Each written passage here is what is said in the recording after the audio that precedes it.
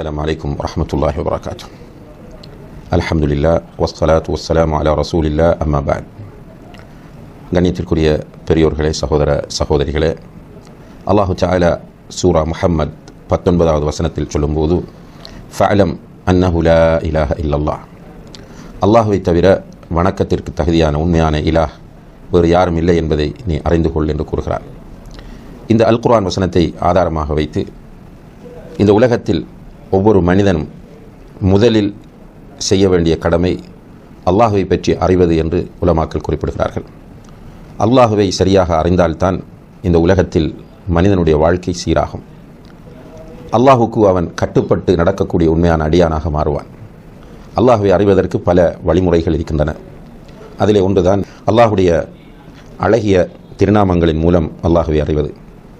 அல்லாஹுடைய அழகிய திருநாமங்களை இந்த தொடரில் நாம் சுருக்கமாக பார்த்து கொண்டு வருகிறோம். அந்த அடிப்படையிலே அன்புள்ள சகோதரிகளே, இன்றைய வகுப்பிலே அல்லாஹுடைய இன்னும் 3 பெயர்களை நாம் பார்க்க இருக்கிறோம். அவை ஒன்று அல் அலி என்கிற பெயர், அடுத்தது அல் அலா என்கின்ற பெயர், மூன்றாவதாக அல் முத்தஆல் என்கிற பெயர். அல் அலி என்கிற பெயர் அல் குர்ஆனில் 8 இடங்களிலே இடம்பெற்றிருக்கிறது. அல் அலா என்பது 2 இடங்களிலும், அல் முத்தஆல் என்பது ஓரிடத்திலும் இடம்பெற்றிருப்பதை நாம் பார்க்கலாம். இந்த 3 பெயர்களும் ஒன்றோடொன்று பின்னி பிணைந்தவை என்பதனால்தான் இந்த 3ஐயும் ஒன்றாக நாம் இந்த அமர்விலே நோக்குகிறோம். சூரத்துல் பக்ரா 255வது வசனத்தில் வஹுவல் அலியுல் அதீம் என்று சொல்லி அல் அலி என்கிற பெயரை அல்லாஹு தஆலா பதிவு செய்கிறார்.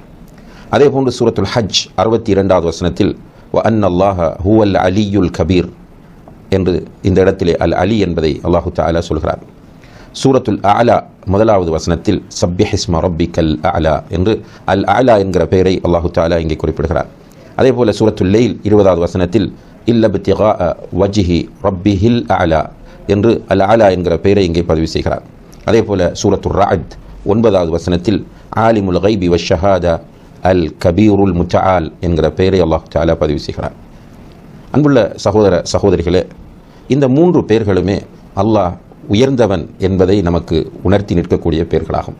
அல்லாஹ் உயர்ந்தவன், உலுவிலிருந்து வந்ததுதான் அலி என்பதும் அலா என்பதும் முத்தஆல் என்பதும். 3மே அல்லாஹ் உயர்ந்தவன் என்பதை நமக்கு சொல்லிக் கொண்டிருக்கின்றன. அல்லாஹு தஆலா முதலில் அவனுடைய தாத்தால் உயர்ந்தவனாக இருக்கிறார். அல்லாஹு தஆலாவுக்கென்ற ஒரு தாத் இருக்கிறது, அதாவது அல்லாஹுடைய உண்மையான ஒரு நிலை. அந்த தாத்தால் அல்லாஹ் உயர்ந்தவனாக இருக்கிறான். இதை பற்றி அல் குர்ஆனிலே அல்லாஹு தஆலா சொல்லும்போது அர் ரஹ்மான் அலல் அர்ஷிஸ்தவா, ரஹ்மான் அர்ஷின் மீது உயர்ந்திருக்கிறான் என்று சொல்கிறான். குர்ஆனில் 6 வசனங்களிலே அல்லாஹு தஆலா இந்த செய்தியை திரும்ப சொல்கிறான். அதாவது அர்ஷ் என்பது 7 வானங்களுக்கு மேலே இருக்கக்கூடிய அல்லாஹுடைய ஒரு படைப்பாக இருக்கிறது. அந்த அர்ஷின் மேலே தான் அல்லாஹ் உயர்ந்திருக்கிறான். அல்லாஹ் தன்னுடைய தாத்தால் அர்ஷின் மீது உயர்ந்திருக்கிறான் என்பது இதனுடைய அர்த்தமாக இருந்து கொண்டிருக்கிறது. இஸ்தவா என்பதற்கு உயர்ந்துள்ளான் என்ற கருத்தை அபுல் ஆலியா ரஹிமஹுல்லா போன்ற பெரிய தாபிஈன்கள் குறிப்பிடுவதை நாம் இங்கே கவனத்திலே வைத்துக் கொள்ள வேண்டும். ஏனென்றால் உயர்ந்திருக்கிறான் என்ற கருத்தை கொடுக்காமல் ஆட்சி அமைத்து கொண்டான் என்ற பிழையான கருத்துக்கள் கொடுக்கிற நிலைகளையும் நாம் சமுதாயத்திலே பார்ப்பதனால் தான் இதை இங்கே வலியுறுத்தி சொல்கிறோம். எனவே அல்லாஹு தஆலா அல் அலி அல் அலா அல் முத்தஆல் என்றால் முதலிலே நம்முடைய சிந்தனைக்கு வர வேண்டியது அல்லாஹ் தன்னுடைய தாத்தால் உயர்ந்திருக்கிறான் என்பது. அடுத்ததாக அல்லாஹு தஆலா அவனுடைய கத்ரால் உயர்ந்திருக்கிறான்.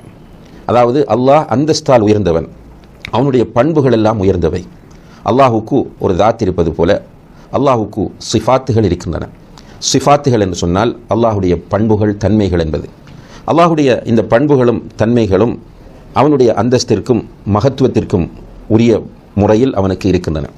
அல் குர்ஆனிலும் ஹதீஸிலும் சொல்லப்பட்ட அல்லாஹுடைய சிஃபத்துகளை, பண்புகளை மறுக்காமல், திரிவுபடுத்தாமல், வேறு அர்த்தங்கள் சொல்லாமல் ஈமான் கொள்வது நம்முடைய கடமையாக இருக்கிறது. அதனால்தான் உலமாக்கள் சலஃபு சாலிஹீன்கள் சொல்லுவார்கள், அமிர் ரூஹா கமா ஜாஅத். இந்த அல்லாஹுடைய சிஃபத்துகள் எப்படி குர்ஆனிலும் ஹதீஸிலும் வந்திருக்கின்றனவோ அப்படியே அதனை நீங்கள் சொல்லுங்கள் என்று சொல்லுவார்கள். அதாவது அதற்கு வேறு விளக்கம் சொல்லாமல், உதாரணம் சொல்லாமல், வடிவம் சொல்லாமல், அதை மறுக்காமல் வந்ததை அப்படி ஏற்றுக்கொள்வது. அல்லாஹுடைய சிஃபத்துகளை அடியார்களுடைய சிஃபத்துகளோடு ஒப்பிட்டு பார்க்கக்கூடாது. ஏனென்றால் அல்லாஹ் சிஃபத்தால் உயர்ந்தவன், அவன் அலி அலா முத்தஆல். எனவே நம்மை போன்று அவனை ஒரு காலமும் நினைக்கக்கூடாது, நினைக்க முடியாது. முஷ்ரிக்குகள் அடியார்களைப் போன்று அல்லாஹ்வை நினைத்த போதுதான் அல்லாஹ் சொன்னான், வமா கதருல்லாஹ் ஹக்க கதிரிஹி, அவர்கள் அல்லாஹ்வை மதிக்க வேண்டிய, கண்ணியப்படுத்த வேண்டிய சரியான முறையில் மதிக்கவோ கண்ணியப்படுத்தவோ இல்லை என்று சொல்கிறான். எனவே அல்லாஹ் அவனுடைய சிஃபத்துகளால் உயர்ந்தவன் என்பதை புரிந்து கொள்ள கடமைப்பட்டிருக்கிறோம். அதே போன்று அல்லாஹ் அலி அலா முத்தஆல் என்றால் அல்லாஹு தஆலா வல்லமையால் உயர்ந்தவனாக இருக்கிறான். அல்லாஹுடைய வல்லமைக்கு முன்னால் யாருடைய வல்லமையும் வந்து நிற்க முடியாது.